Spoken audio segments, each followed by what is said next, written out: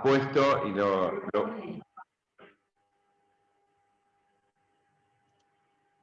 a pesar de que la pandemia ha puesto fundamentalmente una dimensión, que después la vamos a comentar, la dimensión más biológica del abordaje, en detrimento de otras, de un análisis social, de un análisis político, de un análisis de las problemáticas también subjetivas que deja, ¿no? La próxima, o la primera.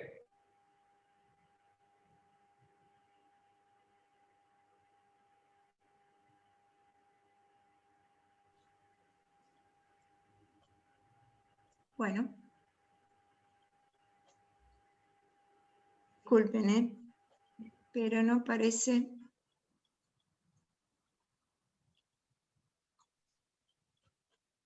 No pasa. ¿No pasa? No. Y no es mejor que la pase él. No, Sí, no lo lo que pasa es que tiene. no la tengo acá. A ver. Esperen que he dado charlas con esta, pero no parece. Perdonen, A ver. Si no, deja de compartir, Cristina, y volverla a compartir, a lo mejor Claro, deja de se compartir trabó. y volver. Ok. Ahí está, la pongo de nuevo. Disculpen, por favor.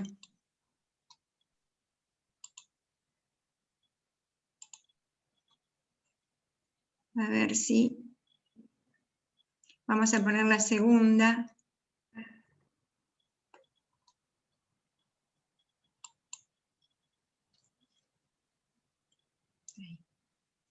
Y a ver si va a pantalla completa. Si no, lo podemos hacer así, si no funciona, ¿no? Hacela manual, así no te volvés loca. Ahí está. Ahí está. Perdonen, Bien.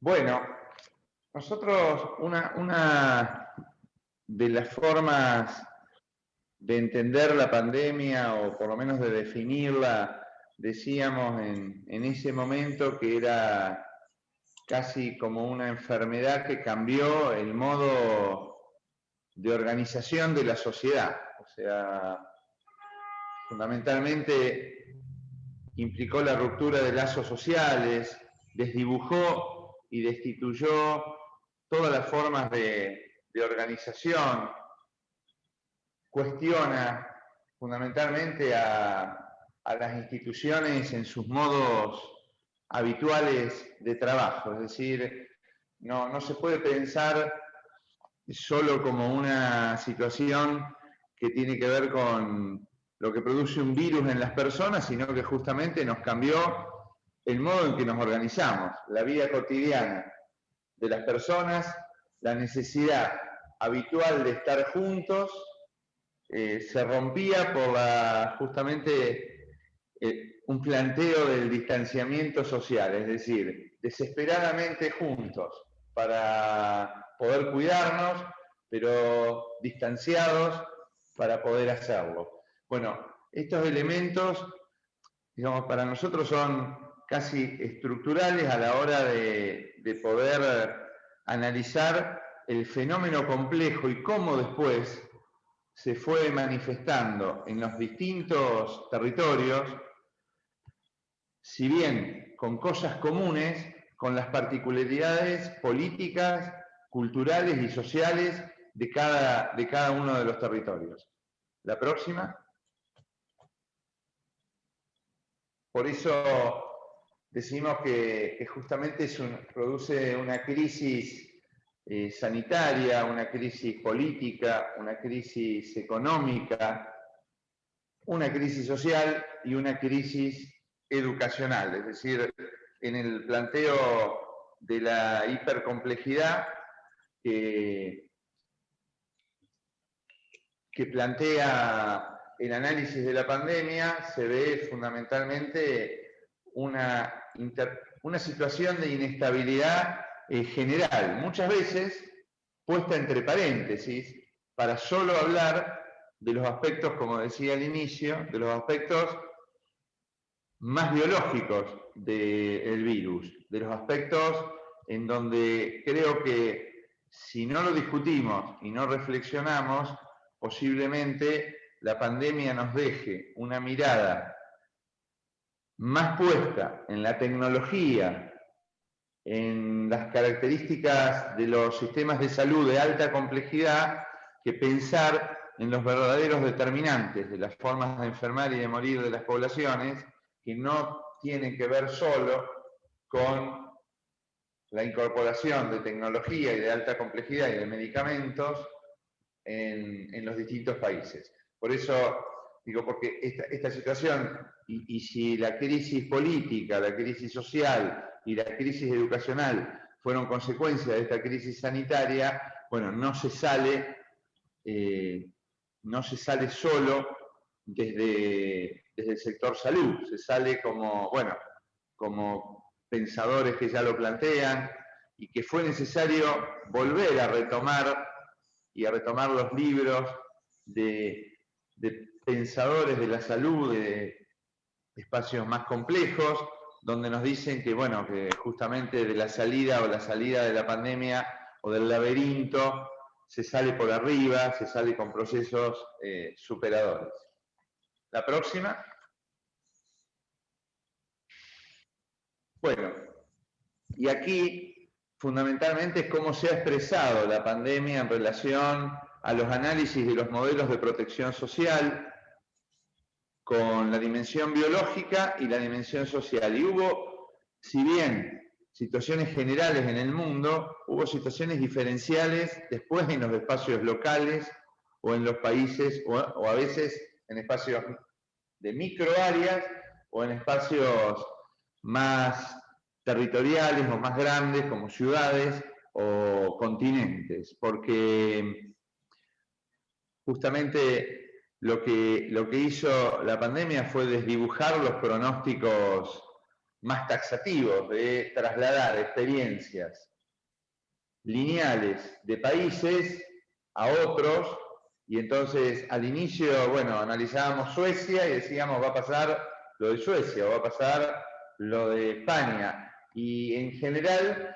se desdibujaron todos esos pronósticos, porque si bien la pandemia es un problema mundial, el contexto local, los fenómenos sociales, culturales y políticos, como decía, esos se dan en la cercanía de las personas y se viven diferentes y tienen que ver con las condiciones y los modos de vida de los grupos sociales, y por eso no era posible, digamos, solo un traslado lineal de un pronóstico o de una posibilidad, si bien muchas de las cosas que vemos son cosas que han pasado en otros lugares, pero la forma de expresarse en cada lugar y en cada sociedad es distinta, ¿no?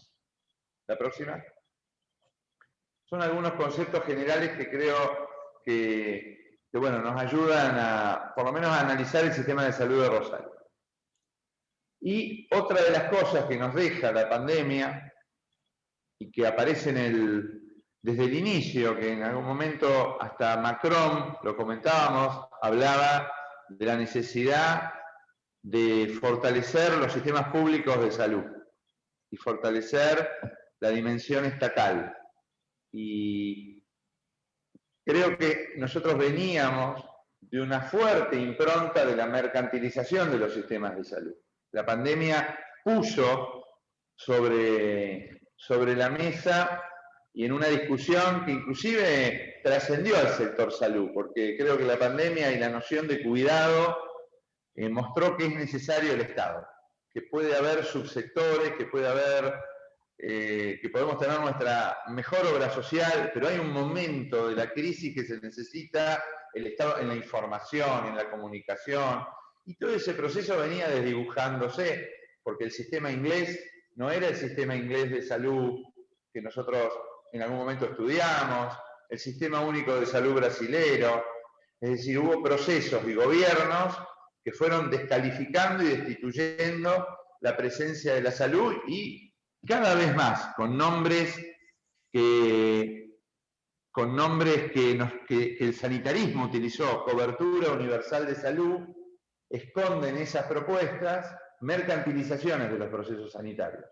El proyecto ideológico Cambiemos, fue parte de ese proceso, en donde acentúa nuevamente políticas neoliberales.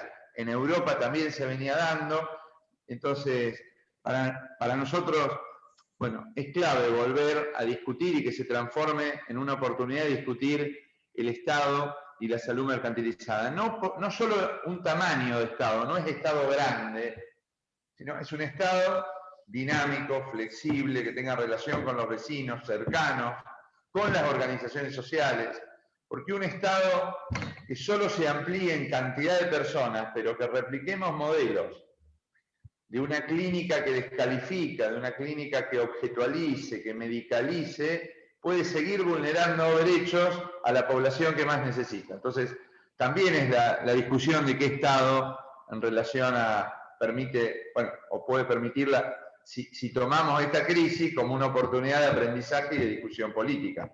Si no, puede ser una pandemia más también. Bueno, la próxima.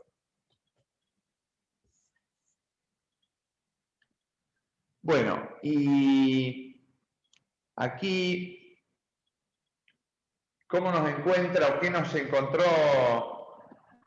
o cómo nos encontró en Rosario? Fundamentalmente con una historia que construimos, pero que se sustenta en el legado de una ciudad que, bueno, construyó una mirada solidaria e integradora en el campo de la salud pública. Por eso decíamos que la explicación y las formas de abordaje no se pueden separar de la historia propia que tiene la ciudad, de los servicios de salud, de cómo pensó, cómo piensa la salud, de ese movimiento colectivo que también encuentra una crisis en la década de los 90, donde el auge de políticas neoliberales solo hablaba de delegación, fragmentación, focalización y privatización, con créditos que empujaban a los estados a organizarse en ese sentido. Es decir, y de allí la ley de autogestión hospitalaria. Bueno, Rosario allí toma un camino inverso, hay una definición política, fundamentalmente de Hermes Wiener, de ir en sentido inverso a la flota neoliberal de los 90. Bueno, para eso fue necesario trabajar con mucha gente, con muchos equipos, con muchas miradas que no hacían síntesis solo en la cuestión partidaria de una referencia política, sino en el derecho a la salud, y ahí había muchas coincidencias en relación a un campo amplio. Lo de movimientos de la Fiocruz, de la salud colectiva de Brasil, de movimientos europeos, la asociación médica, los cuadernos médicos sociales, es decir, movimientos que fueron nutriendo también, bueno, como también lo decía Gastón, como torcer el rumbo con el barco en marcha, para lograr un proceso que fue contrahegemónico y fue contra natura en relación a que se hablaba de cada vez más el desguace del Estado, un Estado chico, ineficaz, y entonces había que privatizarlo, y el hospital de autogestión aparece como un fenómeno casi, digamos, emblemático de esa época, que se traduce en una organización diferente y donde aparece la caridad, la beneficencia, la organización y la facturación a las personas con obras sociales. Entonces, la equidad, los valores de ayudar más al que más necesita queda desdibujado en relación a quien accede, quien a veces tiene mayor capacidad de pago, y esos desdibujamientos fueron parte de los que impregnaron el sistema de salud. La próxima.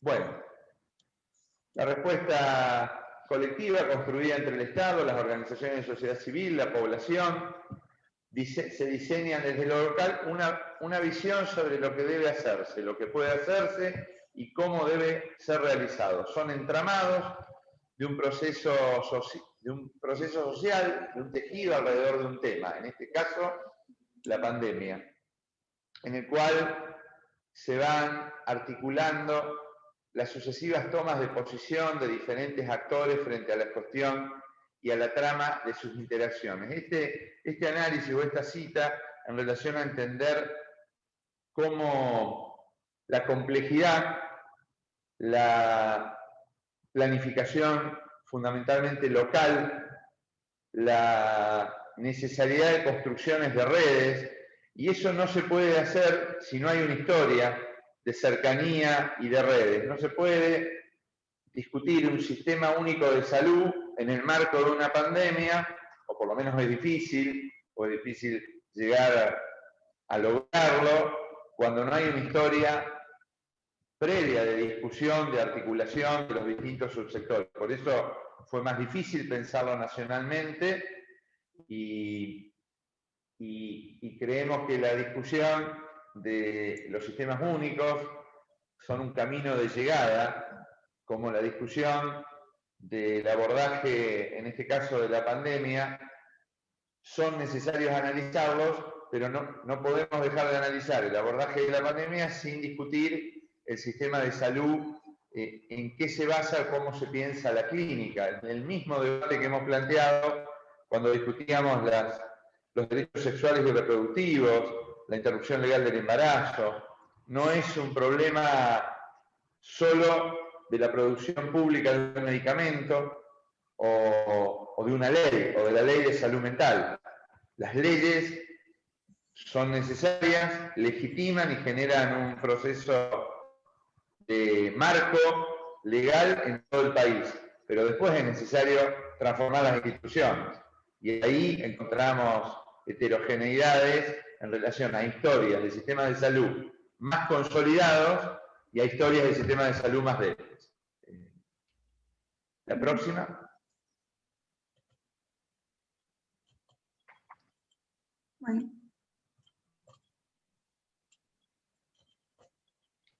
Si no las veo yo. No está pasando de nuevo.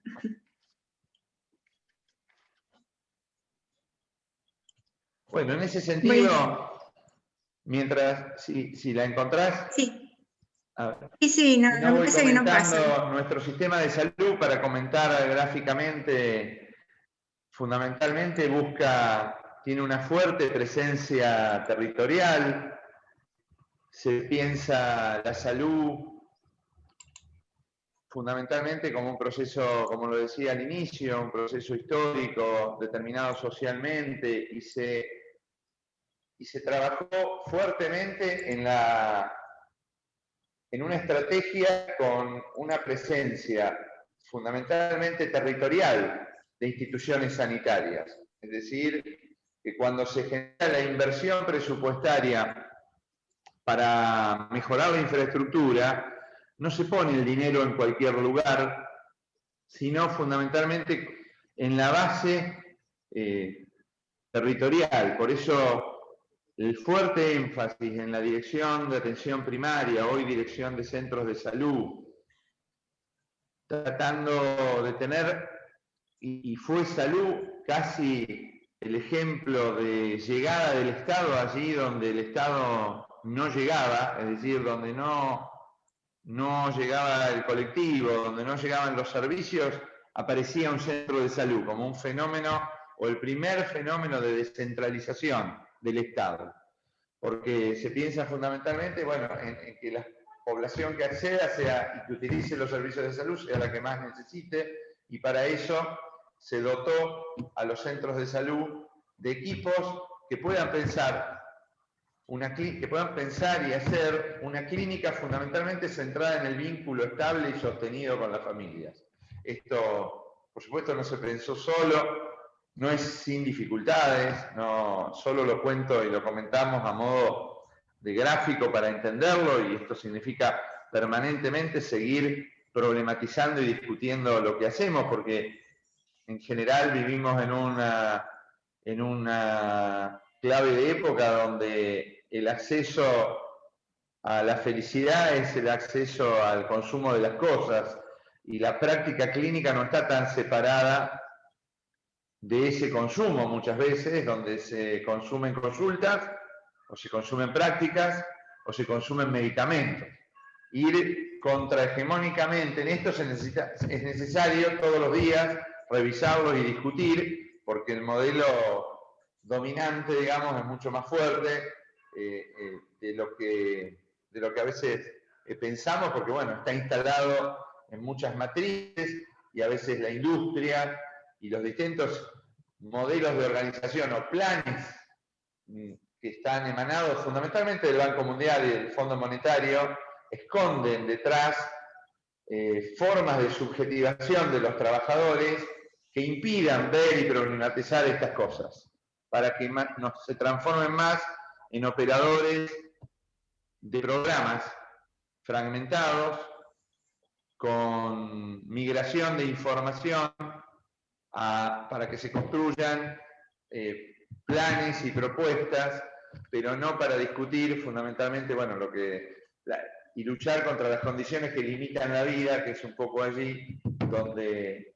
los fenómenos de enfermar y morir se dan, ¿no? La próxima. Bueno. Ahí la próxima es la foto del distrito, como para ver fundamentalmente la infraestructura territorial que hay en la ciudad, con la presencia casi inédita en relación a la cantidad de centros de salud, de instituciones, también de otras secretarías, de hospitales de segundo nivel, de internación domiciliaria. ¿Se ve? No, estoy pudiendo pasarla. Ahora sí. Bien. Perdón. Ahí están lo que decías, ¿no?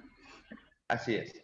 Bueno, esta es la dimensión de la infraestructura territorial, con más de 50 centros de salud, también los centros de convivencia, polideportivo, otras instituciones y todos los niveles de complejidad casi inéditos en relación a salud en que un municipio aborde,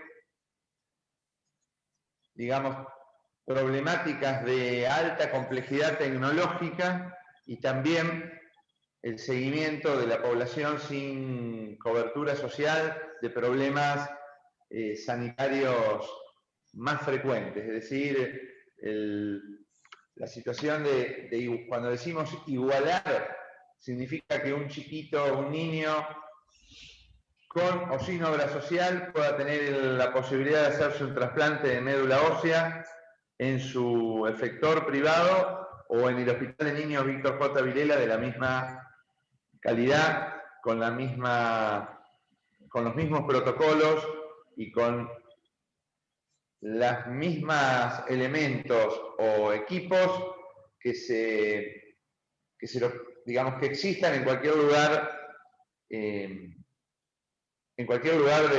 del territorio. Y eso es igualar, es decir, igualar uno lo puede hablar en términos teóricos, pero acceder de la misma forma y poder brindar ese tipo de cobertura es el desarrollo que quizá tiene la ciudad y que también es necesario, por supuesto, cofinanciarlo, cogestionarlo, porque la construcción de dos sistemas públicos de salud, tanto provincial como en local, es necesario siempre profundizar su articulación y coordinación para que justamente no duplicar el gasto, sino justamente ser más eficaces y llegar a todos los vecinos por igual. En relación, y ya vamos para las últimas, para ver cómo abordamos la pandemia en relación a fundamentalmente un fenómeno que algunos pensadores lo plantean como hiperobjeto, la próxima si se puede, digo, hiperobjeto en relación a la dimensión de lo que significa la pandemia, que es un fenómeno múltiple que requiere de una vasta acumulación de saberes y de intervenciones transversales. Para nosotros, este ejemplo y esta definición es muy gráfica primero de la magnitud de lo que significa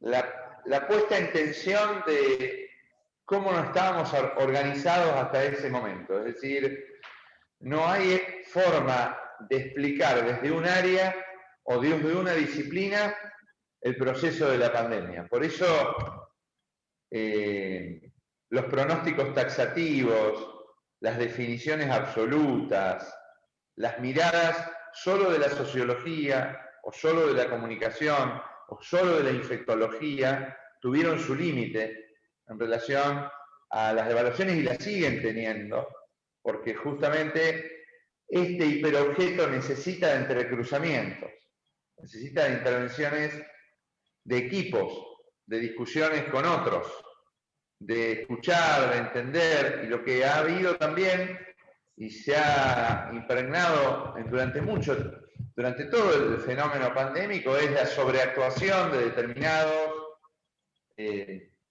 determinadas disciplinas. Casi hay un empoderamiento de la población de las variables biológicas del virus. Todos los días hablamos de la tasa de contagios, del RT, de la razón de casos, de la incidencia acumulada, de las características del genoma del virus. Hay una impregnación en esas miradas transversales, en esas miradas disciplinares, hay algunas que hegemonizan más.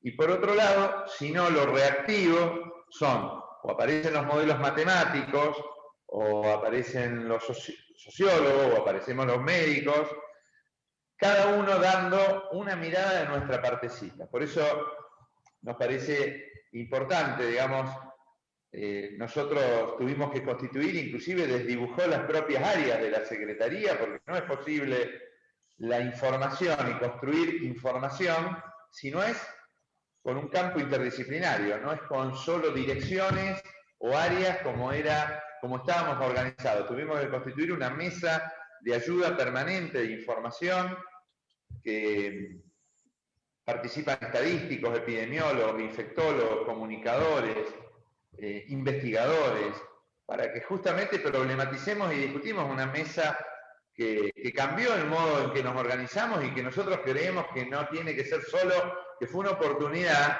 para pensar, pero para pensar otros problemas de salud y para pensar la información desde otra perspectiva. Para ello es necesario trabajar con otros. La próxima. Bueno, esto es parte de lo que decía también, el discurso de los medios fundamentalmente se centró en el virus, la biología, los estilos de vida y la responsabilidad individual. Esa es la otra marca que ha dado y que venía siendo, porque hay una noción de estilos de vida, factores de riesgo y responsabilidad individual, porque se asume la salud como un hecho individual. Y si es un hecho individual, bueno, la posibilidad de dejar de fumar, de caminar o de alimentarse bien depende de cada una de las personas. Sabemos que el virus que actúa en contextos específicos produce efectos que ponen despiadadamente en evidencia las inequidades de las condiciones de vida. ¿Por qué? Porque fundamentalmente hablamos de estilos de vida, responsabilidad individual y factores de riesgo. Y cuando hablamos de factores de riesgo, hablamos del sobrepeso, la diabetes, las enfermedades pulmonares obstructivas crónicas. También sabemos que hay población que ya agrega riesgos, que ya están en riesgo, poblaciones vulnerables en donde estos riesgos biológicos se suman a situaciones de riesgos mayores.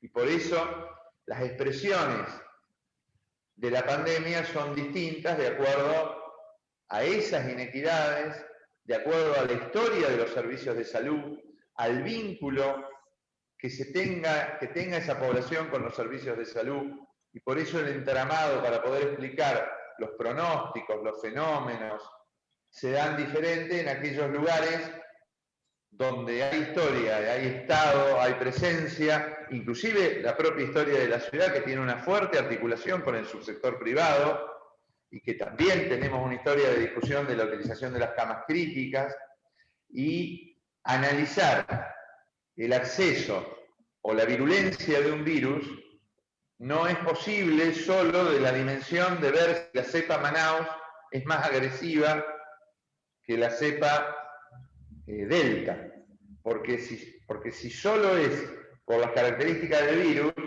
en Manaus generó mayor mortalidad, pero no es posible separar ese análisis sin las condiciones de acceso de esa población al sistema de salud de Manaus. Entonces, la llegada tarde, la no intervención oportuna también forman parte de los mal pronósticos y de la agresividad. Es mucho más complejo que hablar solo del empoderamiento, digamos, de que el virus es más agresivo en sí mismo.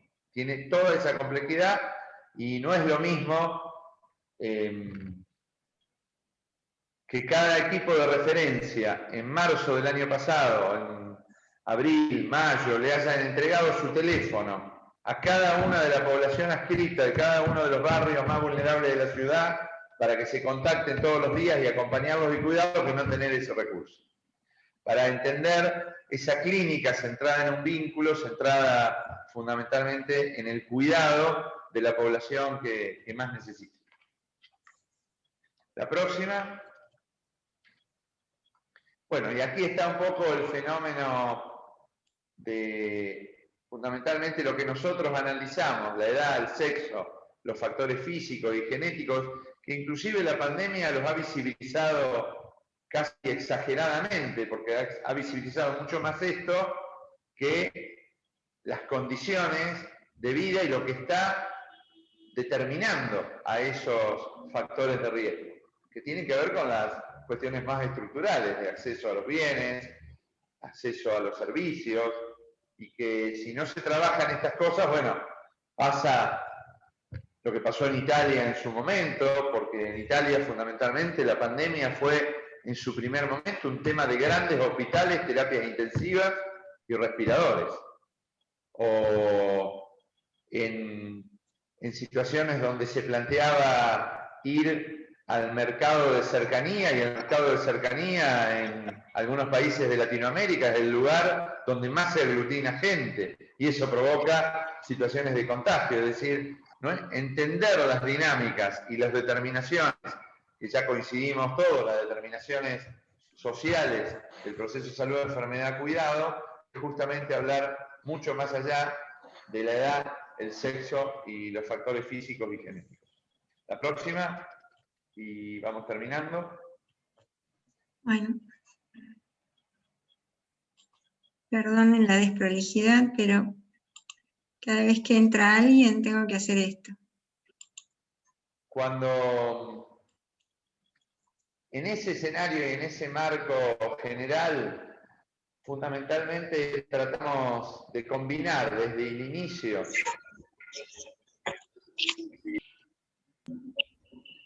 que no era solo, digamos, no solo el control, la vigilancia, las tecnologías más duras podían ser las herramientas para el abordaje del COVID, sino aquellos dispositivos más blandos que acercaban o que acercan a los equipos de salud a la población, atendiendo los temores, inquietudes, necesidades, en función de sus historias, sus trayectos y sus contextos barriales y sociales. Por eso, desde el inicio dijimos que la figura del centro de salud en el barrio tenía tanta jerarquía como la compra de los respiradores en terapia intensiva.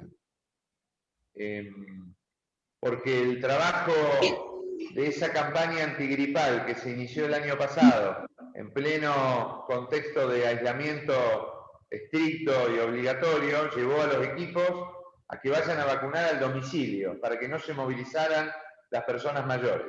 Ir a vacunar en el domicilio, llevarle los medicamentos por 6 meses o por 3 meses para que no se movilizaran al centro de salud, fueron las primeras estrategias de cuidado que era difícil visibilizar, porque estábamos en ese momento mirando cómo se hacía un hospital en China y la falta de elementos de protección personal y las terapias como único elemento cuidador, digamos, ¿no?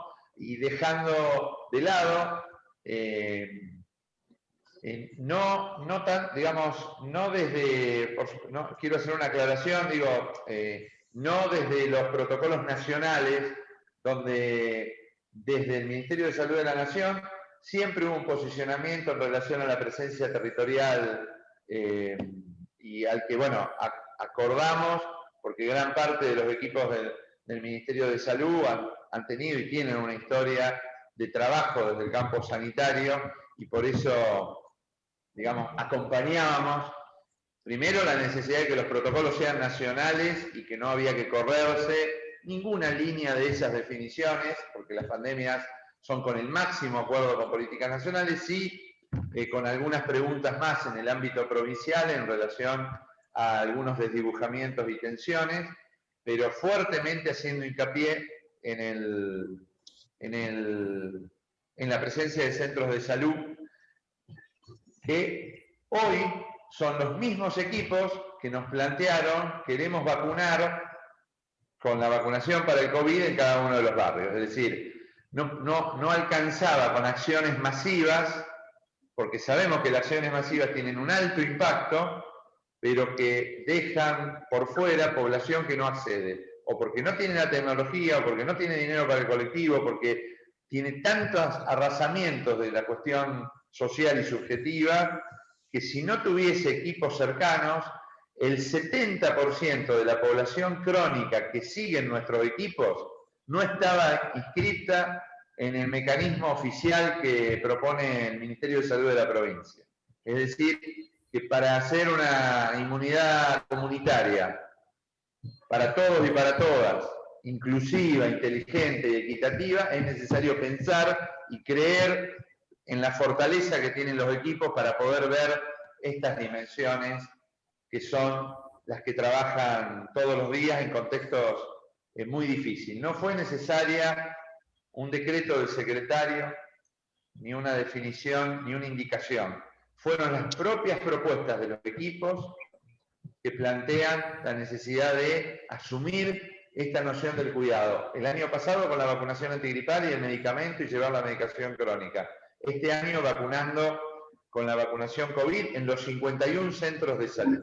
Por eso cuando hablamos fundamentalmente de politizar las prácticas, estamos hablando de que haya trabajadores que se impliquen en el cuidado. Ese es para nosotros, la próxima si se puede,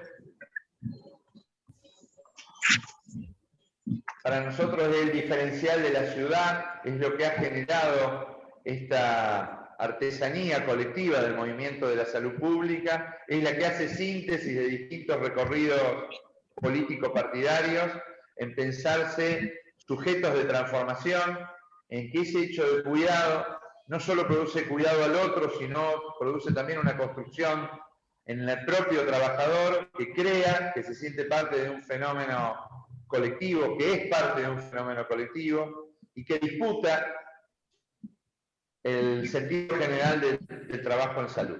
Bueno, un poco esa es la dimensión para nosotros, si se quiere, más diferencial de la propuesta sanitaria de lo que trabaja nuestro equipo, y seguramente con muchas dificultades, con muchos problemas, pero con una fortaleza a que también la pandemia nos permita seguir profundizando en un sistema de salud más cercano, más equitativo,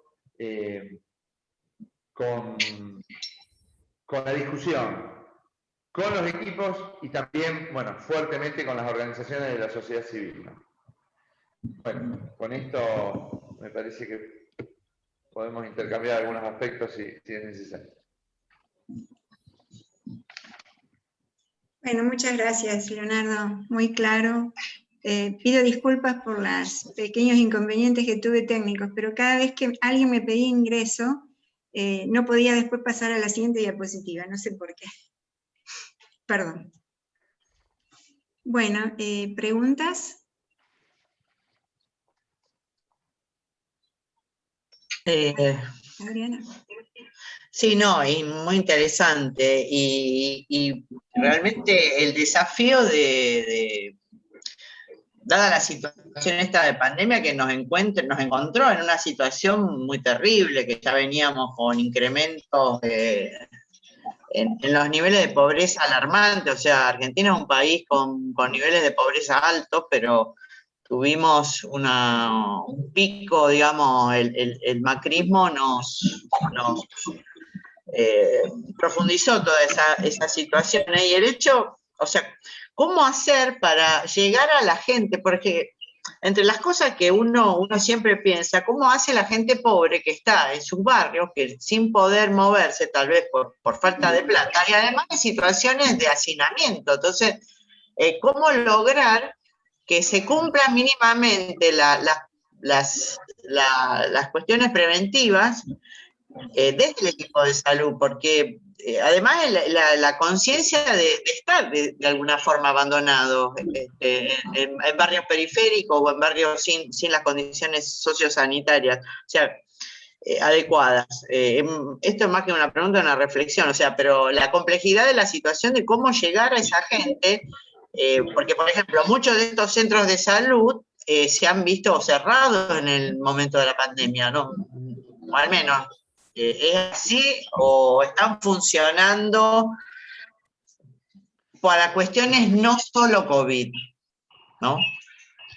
Bueno, ahí tenemos una diferencia, por eso me interesaba analizarlo, porque nosotros tuvimos los centros de salud del municipio no se cerraron nunca, tuvieron una organización, inclusive desde lo arquitectónico, en sectores COVID y no COVID, seguimos garantizando el seguimiento de las enfermedades crónicas a través del teléfono, el celular, comunicarse con cada una de las personas, les llevamos los medicamentos, seguimos garantizando el acompañamiento prenatal, el acceso a todos los métodos anticonceptivos, el acceso a los derechos sexuales y reproductivos, es decir, no interrumpimos esto más allá de que el fenómeno del aislamiento estricto y obligatorio retrasó y retardó e hizo que muchos problemas de salud aparecieran después. Eso es así, es decir, la pandemia puso, inclusive en los primeros meses veíamos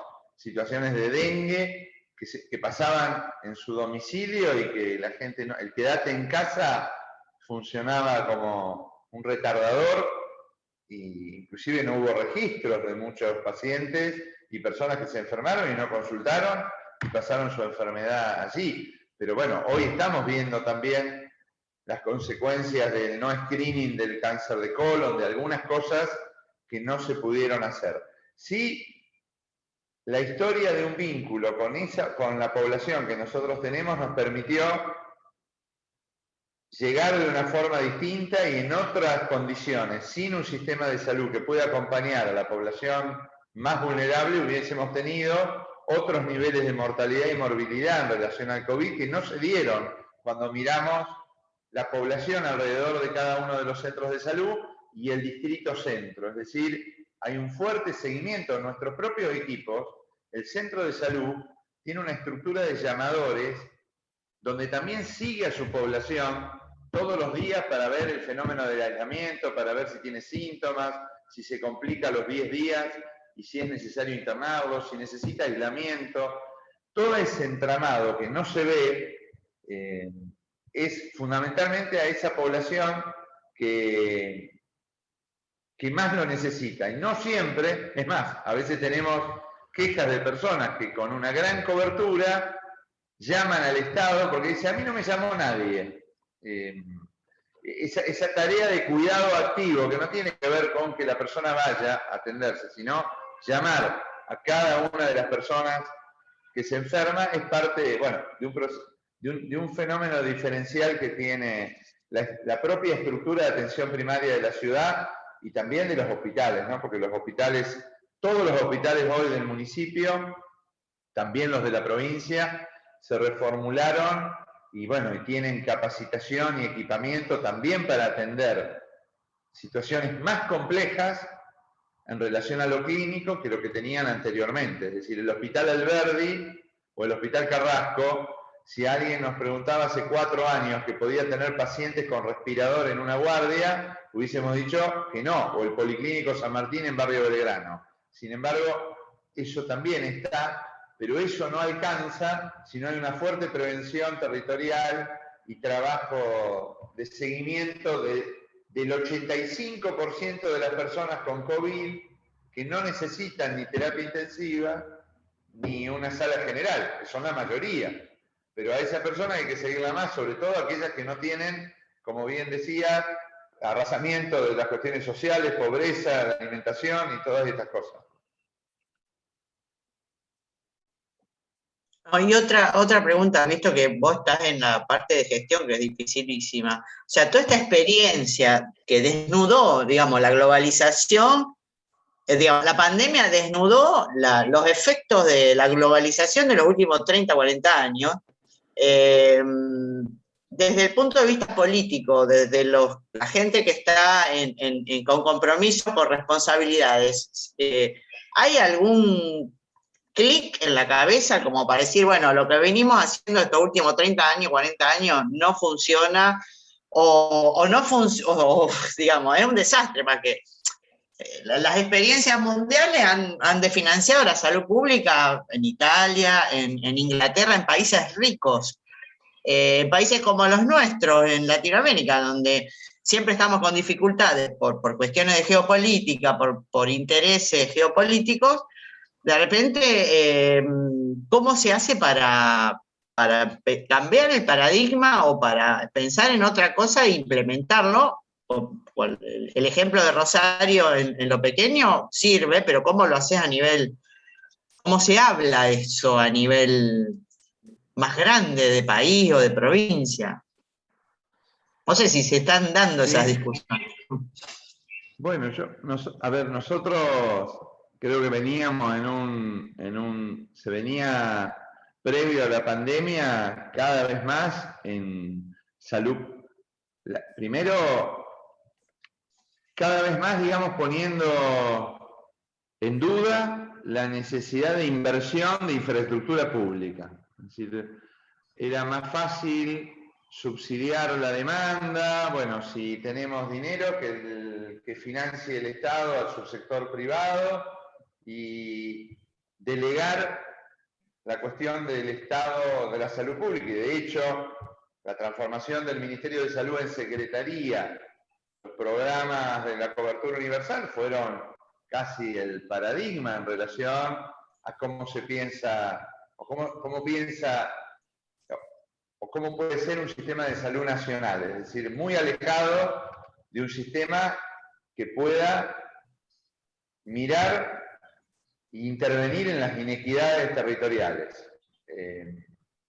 Eso era el fenómeno en Latinoamérica, en Europa venía dándose. Yo creo que la pandemia, como lo decía antes, es una oportunidad para darse este debate. Nosotros venimos discutiendo y debatiendo y tenemos una posición y asociaciones con movimientos de salud colectiva donde reivindicamos los sistemas únicos de salud, articulados, integrados, con la presencia de distintos subsectores. Pueden ser, pero siempre hay un segmento, un sector que tiene mayor responsabilidad y posibilidad de conducir, y ese es el Estado. Entonces, es una posibilidad, una oportunidad para discutir mucho más allá de lo que puede hacer un municipio que tiene límites claros en la posibilidad de poder abordar políticas de recursos humanos y de generaciones de tecnologías de alta complejidad, producción pública de medicamentos, todo eso local, discutirlo nacionalmente. Hubo algún esbozo ahora en este último tiempo donde se vuelve a retomar algunas discusiones que tienen que ver con los sistemas únicos de salud. Brasil, Bolsonaro desdibuja el SUS con la historia del sistema único de salud brasilero. Es decir, es una discusión que no siempre formó ni forma parte de la agenda pública, es más de los sectores del sanitarismo, es decir, no de la población, porque también hay un modelo de penetración en la población donde la salud no forma parte de la agenda de las personas de la vida cotidiana. Hay otros problemas que aparecen mucho más agendados por la población, pero creemos que puede ser una oportunidad si se da una discusión política de qué sistema de salud, si tomamos a otros pensadores, para hacernos otras preguntas, para elaborar con otros desde otras miradas, desde conceptos del buen vivir, desde la universalidad de los derechos, no de la universalidad, como bien dice otro autor que ahora no recuerdo, de los planes de cobertura, sino de la universalidad en el acceso. Bueno, todas estas cosas son parte de un proceso que puede darse. Será también la posibilidad que darán las fuerzas políticas, las fuerzas sociales y discutir con la población. En general, no se habla de estas cosas, lamentablemente, se habla mucho más de los fenómenos más, de impacto más superficial de lo que produce la pandemia y avanzar en profundidad, avanzar en estos aspectos de qué sistema de salud queremos. También lo discutíamos cuando charlábamos en su momento y defendíamos el debate de la interrupción legal o de la interrupción voluntaria. No era solo un problema de la ley, yo lo decía antes, sino de qué sistema de salud cercano, con centros de salud que garanticen el parto respetado y el acceso a la interrupción legal. Bueno, para eso es necesario discutir qué sistema de salud queremos en la Argentina. No solo en una ciudad y no solo en la provincia, donde hemos llegado casi a discusiones que esconden procesos de mercantilización cuando decimos que determinada provincia va a comprar vacunas. Cuando determinada provincia compra vacunas, en el fondo lo que se esconde es un proceso de que quien tiene más capacidad de pago compra más. Creo que fue clara la respuesta nacional en el sentido de que si hay una provincia que compra vacunas, se descontará claro. de quien accede, ¿no? Claro. Porque, bueno, hay nociones que se juegan en qué concepción de valores se piensan los sistemas de salud.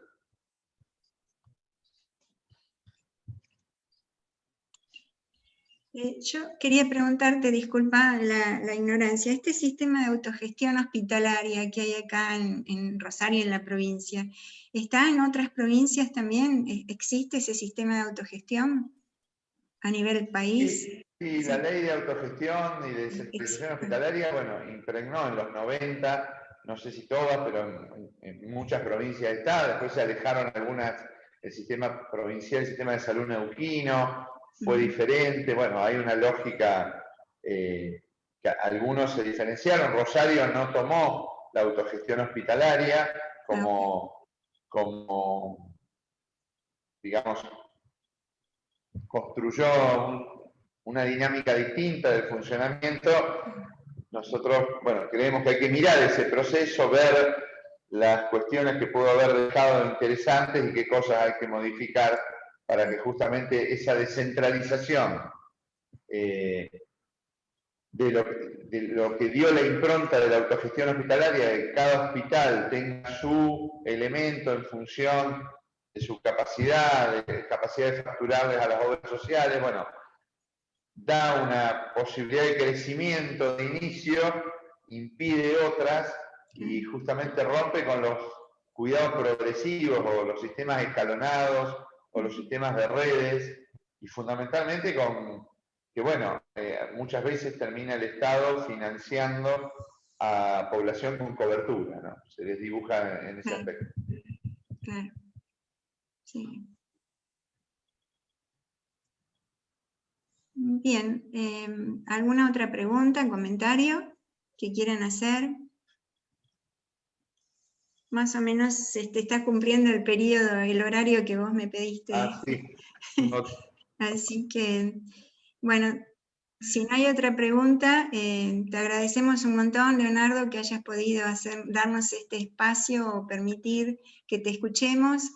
Y bueno, esto está siendo grabado, así que más personas van a tener acceso a esta charla seguramente. Y bueno, te vuelvo a agradecer y quisiéramos saber si te volvemos a invitar en algún otro momento, porque viste que esta cátedra es larga y tiene otros temas, y a lo mejor, bueno, si vos pudieras, estaríamos muy agradecidos en algún otro momento, este año, el año que viene, de poder escucharte nuevamente. Por tu experiencia nos enriquece un montón. Bueno, gracias de nuevo por el espacio. Sí, con todo gusto puedo participar yo, pueden participar, que yo en este momento esté en el lugar quizá la cara más visible, porque bueno, me toca como parte de la función tener muchísimas veces dada información de todo lo que se va haciendo.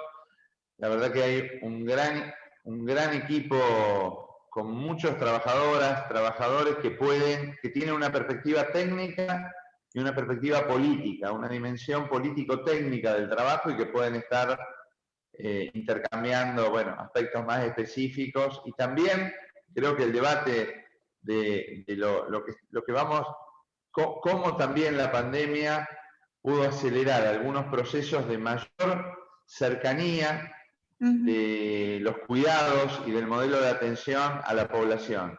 Y también redefinir algunos perfiles como el CEMAR, que es este lugar donde yo estoy ahora, que bueno, antes se pensaba como el único lugar de acceso a las especialidades. Y hoy el transporte, las situaciones de acceso son diferentes que hace 20 años atrás. También hay que pensar las ofertas especializadas en forma diferente. Bueno, para esto son distintos temas que hacen al modelo de atención, al modelo de gestión, que se pueden profundizar y podemos profundizar en algún momento. Así que bueno, muchas gracias y muchas gracias a vos. Bueno, muy bien, gracias. Un aplauso. Gracias a ustedes. Hasta luego. Muchas gracias.